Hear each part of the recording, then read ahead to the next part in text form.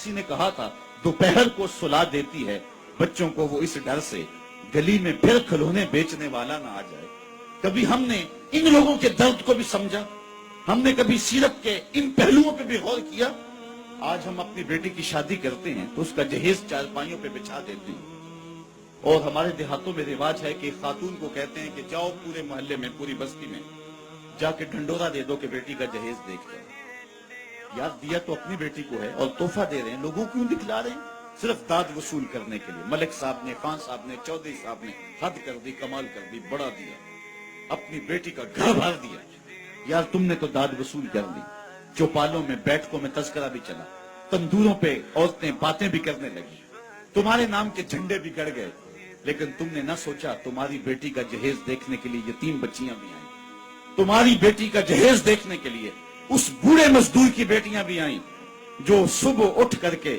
مزدوروں والے اڈے پہ جا کے بیٹھ جاتا ہے اور اس کو بوڑھا سمجھ کے کوئی قبول نہیں کرتا، اور وہ کہتا ہے مجھے 10 روپے کم دے دینا، مجھے ساتھ لے جاؤ، لیکن اس کو کوئی ساتھ لے جانے کے لیے تیار نہیں ہوتا۔ جب دھوپ خوب چمک پڑتی ہے اور اسے مایوسی ہوتی ہے کہ اب کوئی لینے نہیں آئے گا، تو وہ ڈبہ لٹکا کر کے روٹی والا گھر جب واپس پلٹتا ہے تو کوئی جانتا ہے اس کے قدم کتنے بوجھل ہوتے ہیں۔ آج وہ اپنی بیوی کو گھر سے نکلتے کہہ کے آیا تھا کہ جو رقم ملے گی اس کا آٹا لے کر کے آؤں گا، اس کا گھی لے کر کے آؤں گا۔ آج وہ خالی ڈبہ روٹی کا واپس جب پلٹا کے لے جا رہا ہوتا ہے، اس کے لیے گھر کی دہلیز نہیں ہوتی، پلسرات ہوتی ہے،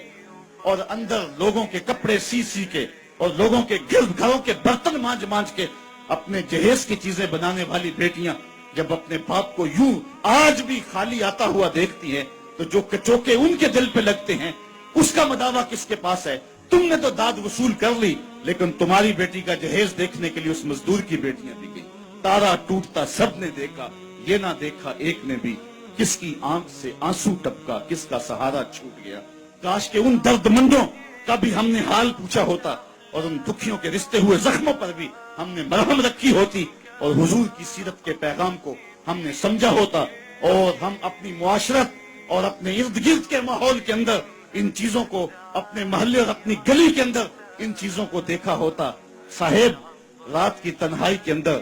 غریب کے گھر میں جا کے جو ہے وہ پیسے پھینک آنا، یہ بہت مشکل کام ہے، اس سے معاشرے میں داد نہیں ملتی ہے، لوگ جو ہے وہ اخبارات میں اشتہار نہیں چھپاتے ہیں، یہ مشکل کام ہے، اس لیے انسان اس مشکل گھاٹی نہیں چڑھتا ہے۔ اللہ تعالیٰ سورۃ البلد میں ارشاد فرمایا فَلَقْتَحَمَ الْعَقَبَةَ وَمَا أَدْرَاكَ مَا الْعَقَبَةُ فَكُّ رَقَبَةٍ،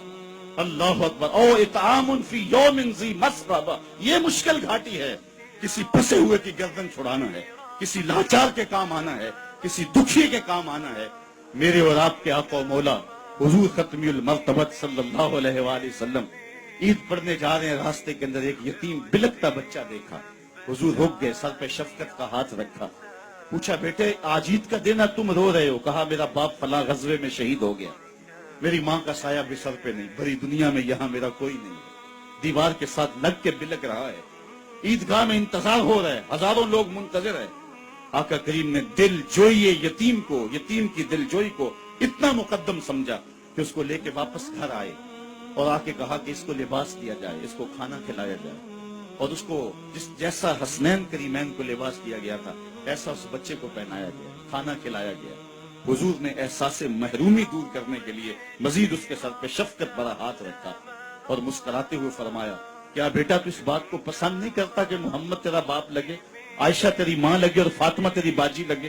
اس نے کہا یہ رشتے مل جائیں تو اور کیا چاہیے؟ کہا آج کے بعد یہ تیرے رشتے ٹھہرے۔ ایک انگلی سے حسنین کو لگایا ہے، ایک انگلی سے وہ یتیم بچہ ہے۔ حضور عیدگاہ کی طرف بڑھ رہے ہیں، اور بھی بچے اپنے ماں باپ کے ساتھ جا رہے ہیں۔ یہ یتیم زبان حال سے کہتا ہے تھا تو یتیم، لیکن یتیمی کا مزہ آ گیا، مصطفیٰ کی انگلی تھام کے جا رہا۔ تو حضور علیہ السلام کی سیرت جب نسل نو کے سامنے رکھیں،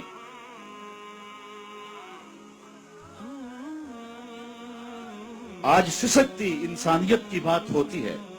تو آج دنیا اس کی بات کرتی ہے، تو آئیے اپنے آقا کی سیرت کو اس روپ کے اندر دیکھیں اور پڑھیں اور اس کی خوشبو کو پھیلائیں اور نسل نو کو بتائیں